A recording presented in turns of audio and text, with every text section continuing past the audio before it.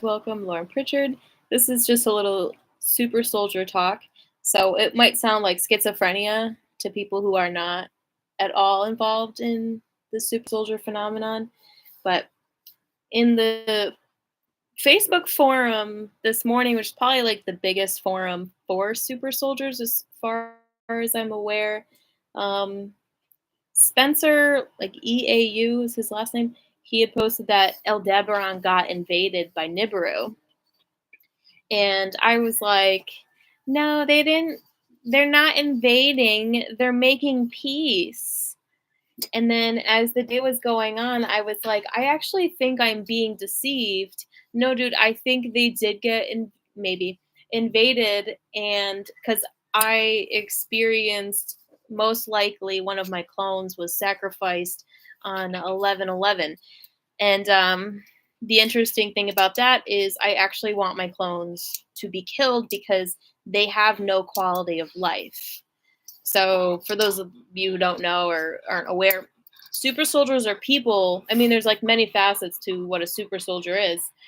But like the good guys, like we are just like seemingly ordinary people, but we've been cloned and they use our clones in war to fight war.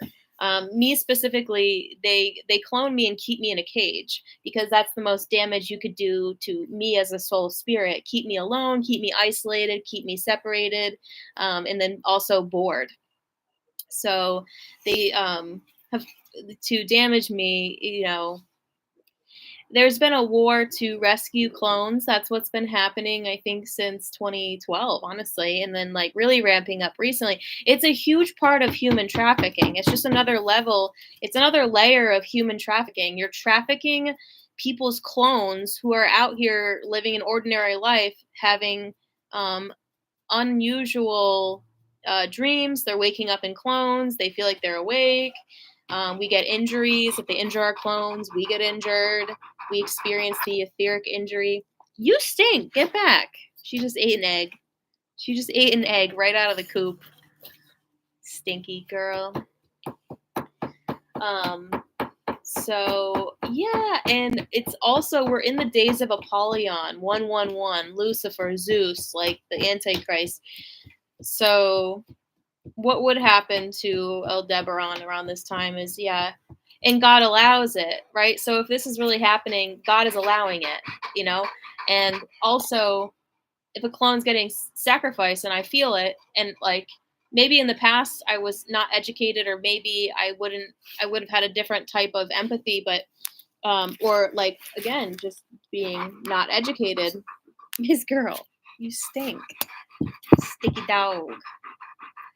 I would have been like, oh, that's terrible. So like they've rescued all these clones, okay, but then like we're waking up in these clones and they have no quality of life. Like I am basically immobile. I am waking up in these clones. I have no personality. So sometimes I'll see somebody that I recognize, like I'll see James Casbolt, and then my eyes will follow him because the only thing I know in this clone is that I know him. That's the only thing I know to do. So in my clone body, or my clone will just be sitting there just staring at familiarity. There's no personality. They're so watered down.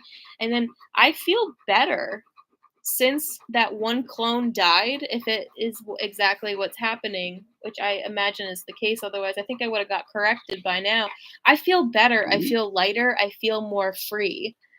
So I do support my clones being killed because they have no quality of life, and I need to, recollect myself here and now. So I think that's what's happening. So when they're like, Aldebaran got invaded by Nibiru, I'm like, no, they're making peace. They're not invading. No, they're going to make peace here.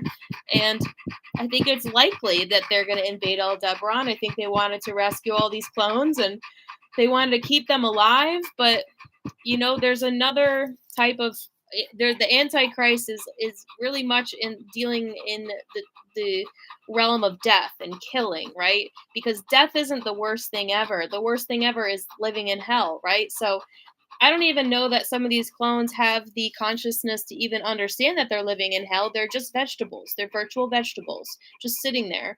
So There is great valor in putting people out of their misery, which is, I imagine, the upcoming persecution here on earth.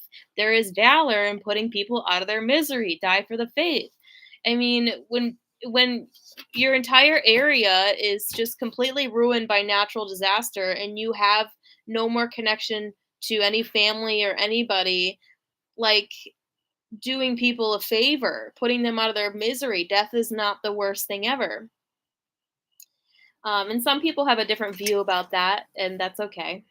We have a material world, we have a spiritual world. So, anyways, um, yeah, I do. I think that this is actually happening. I think Aldebaran got invaded by Nibiru, um, and they rescued our clones. So now, like, the clones are just sitting. Like, so that's a noble thing to do, right? There's a lot of valor there, rescuing the clones. Okay, but then it's also a noble thing to do. Like, then, like, kill, like, put the clone. They don't, but that's the weird thing about the clones. They're not even in misery. They're just vegetables, and I don't like that. Elon Musk has a clone of mine. I don't like that. I don't like that he has. I want that one gone too. That one is also very much a vegetable. All it has is a mind. All it has is, I recognize the person.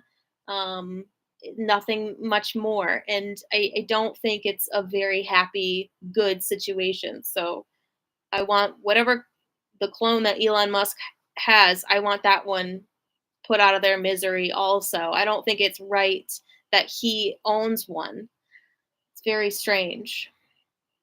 And I don't want to be used for his self-driving vehicles, which is what he was using that clone for. I don't want to be used for that. So, alrighty, that's that. You're the right kind of people. Love y'all so much. Have a beautiful night. Talk to you again really soon.